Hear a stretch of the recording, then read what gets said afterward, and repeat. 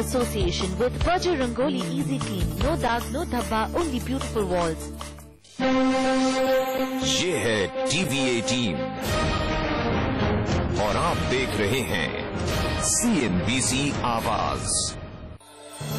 Presented by Aditya Birla Group, taking India to the world.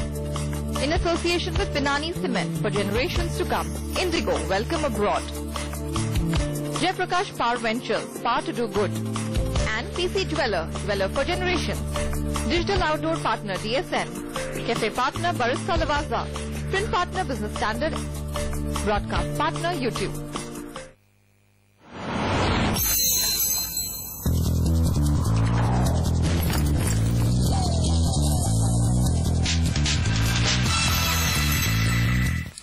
नमस्कार, budget पर हमारे इस खास बुलेटिन में स्वागत है आप सभी का। मैं हूं सौमित्र बुटकर। सबसे पहले देखते हैं अब तक की बजट हेडलाइंस। अगले कारोबारी साल में 8% बढ़ सकती है सरकार की उधारी। बजट में हो सकता है ऐलान। ब्याज दरों में कमी की उम्मीदों पर पानी फिरा। वित्तीय घाटे को कम करने के लिए सरकार को उठाने होंगे बड़े कदम। सब्सिडी को भी कम करने पर विचार करे वित्त मंत्री। इंडस्ट्री की और क्या है बजट उम्मीदें, जानेंगे शो में आगे। और ड्राइविंग फॉर ग्रोथ में आज हर्षदा के साथ करेंगे राजस्थान के आबू रोड और गुजरात के पालनपुर की सैर। जानेंगे वित्त मंत्री से क्या है राज्य के किसानों की मांग।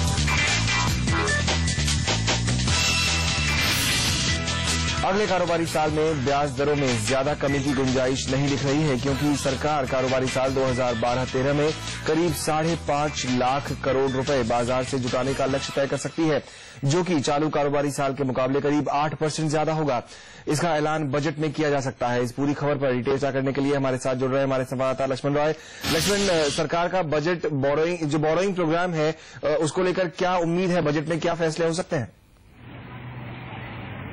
बिल्कुल, इस बजट जो सरकार पेश करने वाली है 16 तारीख को, इसमें कई महत्वपूर्ण चीजों की घोषणा होगी। इसमें सबसे ज्यादा ध्यान देने वाली बात है, कहें पूरी अर्थव्यवस्था पर जो असर डालने वाली बात होगी, वो होगी सरकार के जो बोरिंग प्लान है। यहाँ पे जो हमें सूत्रों से जानकारी मिली है, उसके मुताबिक सरकार कारोबारी साल 2012-13 के लिए करीब 5.5 लाख करोड़ रुपए जुटाने का लक्ष्य रख सकती है। उधारी एक तरह से कैटेगरी का लक्ष्य रख सकती है, जो बोरिंग का लक्ष्य होगा, जो कि चालू कारोबारी साल के मुकाबले करीब 8% ज्यादा है। चालू कारोबारी साल में सरकार ने करीब 4 लाख करोड़ रुपए जुटाने बोरिंग का लक्ष्य रखा था, लेकिन अंततः बढ़ते बढ़ते ये करीब 5 लाख करोड़ तक पहुंच गया। और अगले कारोबारी साल में ये 8% और बढ़ जाएगा और ये 5.5 लाख करोड़ रुपए तक उधारी सरकार की हो जाएगी। ये एक चिंता की बात इसलिए हो जाएगी कि सरकार अगर इतनी बड़ी रकम बाजार से उठाती है तो घरेलू बाजार में नकदी कमी मानी जाएगी, और फिर जो हम लोग इस उम्मीद में बैठे हैं कि आने वाले दिनों में ब्याज दर में अच्छी खासी कटौती होगी, तो उसकी संभावना धीरे धीरे कम हो जाएगी, क्योंकि सरकार ज्यादा रकम उठा रही है बाजार से। हालांकि इसको रकम के पीछे लक्ष्य ये रखा गया है कि सरकार अगले कारोबारी साल के लिए 5.1% का फिस्कल डेफिसिट रख रही है,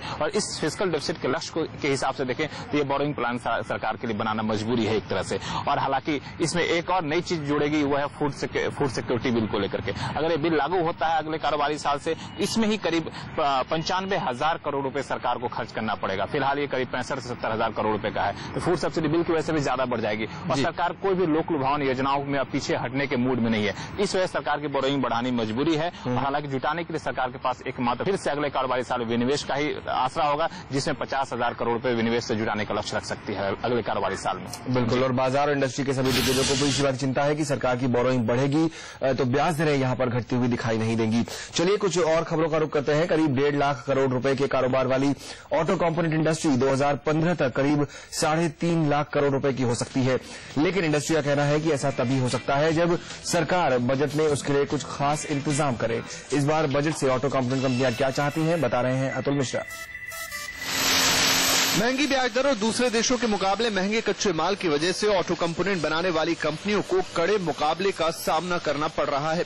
तेजी से बढ़ रही गाड़ियों की डिमांड के चलते दुनिया भर की कार कंपनियां भारत का रुख कर रही हैं। उनके साथ कदम से कदम मिलाकर चलने के लिए कंपोनेंट मैन्युफैक्चरर्स इस बार बजट में सरकार से सीधी आर्थिक मदद के साथ टैक्स दरों में भी रियायत चाहते हैं। ऑटो कंपोनेंट बनाने वाली कंपनियों के संगठन ACMA ने सरकार से 7,500 करोड़ रुपए का technology upgradation and development fund यानी TUDF बनाने की मांग की है। एक्मा का सुझाव है कि सरकार इस फंड के जरिए 2016 तक ऑटो कंपोनेंट कंपनियों को मॉडर्नाइजेशन टेक्निकल अपग्रेडेशन के लिए उनकी प्रोजेक्ट कॉस्ट का 50% सॉफ्ट लोन के तौर पर उपलब्ध कराए।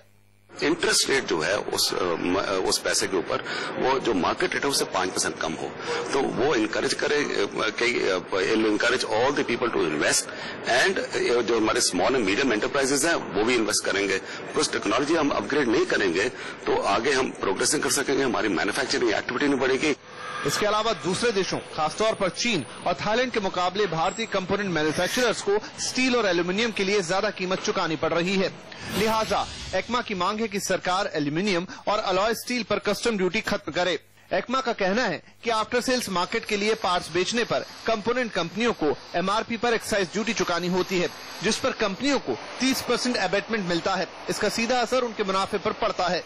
एक्मा की मांग है कि सरकार या तो एमआरपी पर एक्साइज ड्यूटी का मूल्यांकन न करे या फिर एम्बेटमेंट रेट 30% से बढ़ाकर 45% कर दे।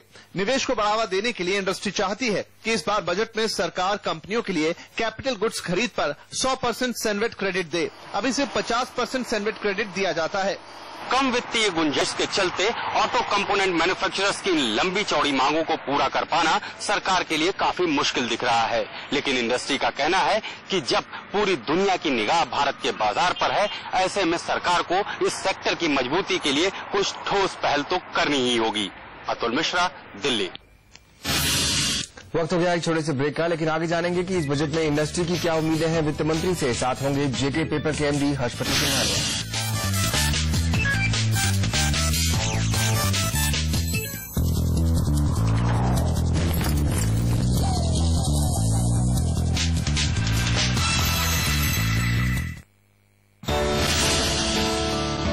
लास्ट 1.5 सालों से मैं देख रहा हूं कि इंटरेस्ट जो है, होम लोइंग इंटरेस्ट जो है बढ़ रहा है। इसको इस बजट में बढ़ाया ना जाए और इसको, बल्कि मैं चाहूंगा कि इसको घटा दिया जाए।